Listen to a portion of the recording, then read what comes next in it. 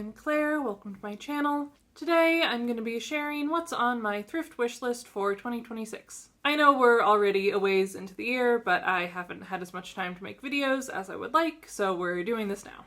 I also haven't really made a thrift wish list before. Of course, there are times that I'm looking for something specific when I go thrifting, like recently I was looking for a wedding guest dress, but more often I just kind of look around and see what's there.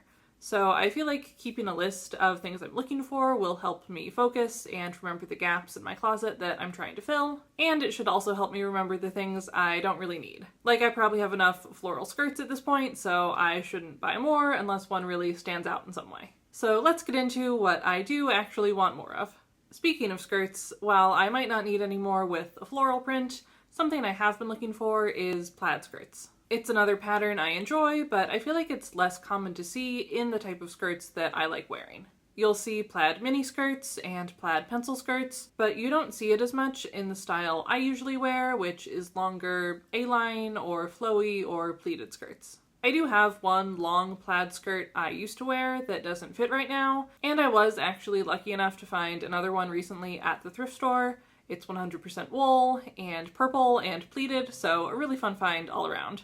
But I still wouldn't mind finding some more. I like the idea of a brown plaid, or I think it's called black watch plaid, that dark green and blue colorway. And I'm open to other colors too. I think it would be a good way to add some variety to my skirts. When it comes to any other skirt types I might be on the lookout for, I also think some solid colors could be good. I used to wear mostly jeans, so I had a lot more patterned tops.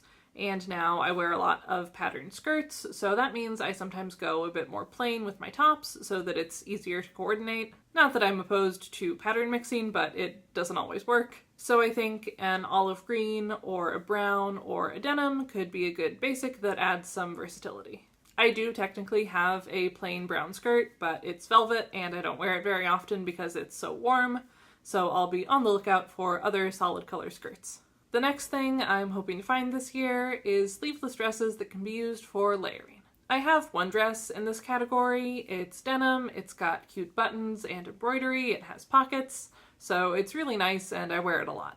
And I think part of the reason I enjoy it is that I like layering in theory. It adds a lot of visual interest to an outfit, and it shows you put an effort because you're thinking about how different items work together. But certain types of layering aren't very practical for me because I get overheated easily. So I'm not going to wear a long sleeve button up under a sweater or something like that, since it would just make me sweaty and uncomfortable. But with a sleeveless dress, I can wear something else sleeveless or short sleeved under it, and that doesn't end up being too much warmer than wearing a short sleeve dress or a vest and a t-shirt. And then I can have another layer on top, like a cardigan, that's easy to put on or take off depending on how I'm feeling. So I just think it would be fun to have another option or two beyond what I already have.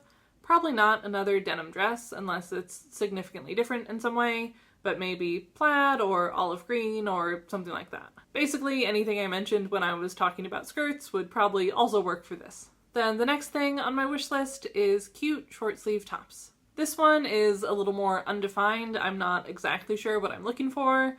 I just know that I tend to default to tank tops as my base layer. They're comfortable, they're easy to pair with other things, but they don't work for every situation. I have found some t-shirts I like recently, so that's been good. It's helped me branch out a little with my outfits. But when it comes to times I might want to be a bit more dressed up, maybe a little more professional, or I just want my top to be doing more for my outfit, I don't have that many options. There's this one shirt with poofy sleeves I've worn a lot, and a couple of short sleeve sweaters, but I don't have a whole lot in this category. And part of my issue might be that I don't fully know how to describe what I'm looking for. I don't have a super clear image in mind beyond tops that are kind of like the examples I have, but not so similar that they're redundant. I do know that I'm not a huge fan of short sleeve button downs. I'm not sure why, but they just don't really feel like my style. And I know that I want them to be comfortable, which for me often means stretchy or oversized. If a top is not stretchy and it's not oversized, then it's probably going to be tight on my chest, and I don't want that. And that's why short sleeve sweaters can work well for me, because they're stretchy, but thicker or warmer ones aren't ideal for every season. Beyond that, I think it's kind of a I'll know it when I see it situation, but if you have any suggestions for types of tops I might like, keywords I can type into the ThreadUp search bar, let me know in the comments. And the last thing on my wish list for this year is pants that fit. Now, obviously, I want all my clothes to fit, but pants are one of the things where I have a bit of a harder time finding ones that fit well. And in the past, I've settled for pants that don't fit super well, but I'm really trying not to do that anymore. It's just that there don't tend to be that many options in my size at the thrift store, and while something like a long flowy skirt mainly just needs to fit at the waist, with pants there's the waist and the hips and the rise and the inseam, so that increases the chances of something not being right and me trying to make it work anyway because my options are limited. But I've recently sort of honed in on some of the factors I should be paying attention to when I try on pants, so I only get the ones that really work for me. Because I've had the experience a few times where I try on pants and think they fit, but then when I wear them for a day, it turns out they're not actually that comfortable. The main factor with that is the waist size. I've learned that if something is fitted to my waist when I try it on, like it matches my waist measurement and there's no extra room, that's only going to work if it's stretchy. Because even just sitting down, a waistband is going to feel tighter, not to mention if I eat a big meal or I'm on my period and feeling bloated. So if a waistband isn't stretchy, I need there to be a little extra room.